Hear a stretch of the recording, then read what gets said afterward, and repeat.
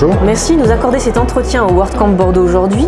Alors j'aurais une question, comment produire le meilleur site possible avec le système de gestion de contenu préféré, en l'occurrence WordPress aujourd'hui? Déjà en ayant une idée de ce que c'est que le meilleur site possible, donc nous évidemment notre réponse elle consiste à essayer d'objectiver cette question, d'en faire une question qui recouvre des bonnes pratiques vérifiables et réalistes. Donc moi je m'occupe d'un projet qui s'appelle Opquast et dont c'est l'objectif, donc déjà savoir ce qu'on vise, savoir quelles sont les bonnes pratiques à appliquer. Donc nous effectivement on en propose, je suppose qu'il y a plein d'autres gens qui en proposent, mais voilà, nous on a les nôtres et on essaie de faire en sorte que les utilisateurs, les créateurs de sites, à la fois les contributeurs mais aussi tous les intégrateurs connaissent ces bonnes pratiques.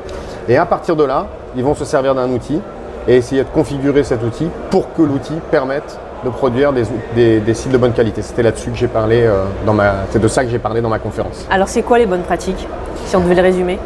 Alors les résumer c'est très difficile parce que nous par exemple on a une liste de 226 bonnes pratiques, donc ça en fait beaucoup, mais si tu veux je peux les résumer par sujet. Il y a des aspects qui sont liés à l'accessibilité à tous, il y a des sujets qui sont liés à l'ergonomie, au e-commerce, à la confiance, à la technique, la performance.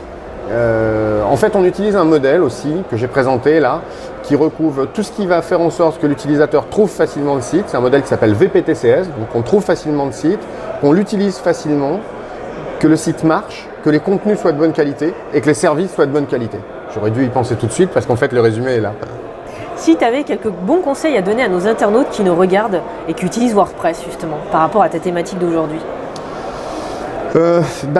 D'abord de ne pas sous-estimer le travail nécessaire pour faire un site de bonne qualité. C'est très facile de faire un site, c'est ce que je disais dans ma conférence, mais c'est souvent très compliqué de faire un site de bonne qualité qui réponde à toutes les attentes des utilisateurs et notamment des utilisateurs dans leur diversité. Parce qu'on a l'image d'un utilisateur d'un côté, mais on a des utilisateurs en bas débit, des utilisateurs en situation de handicap, des utilisateurs mobiles, des utilisateurs qui ne comprennent pas tout, des utilisateurs qui ont besoin de trouver vite. Voilà, donc arriver à prendre en compte toute cette diversité, c'est quelque chose qui demande du travail, de la culture.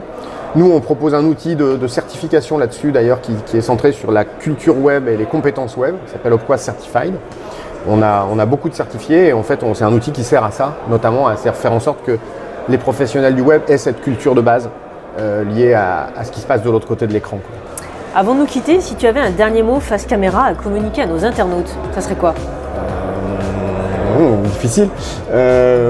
Écoutez, préoccupez-vous de la qualité de vos sites et puis préoccupez-vous des utilisateurs. Ne sous-estimez pas les difficultés qui peuvent survenir quand vous voulez travailler pour tout le monde et de manière très inclusive. Voilà, ça demande, c'est pas très compliqué, mais ça demande de s'y pencher. C'est un sujet très intéressant.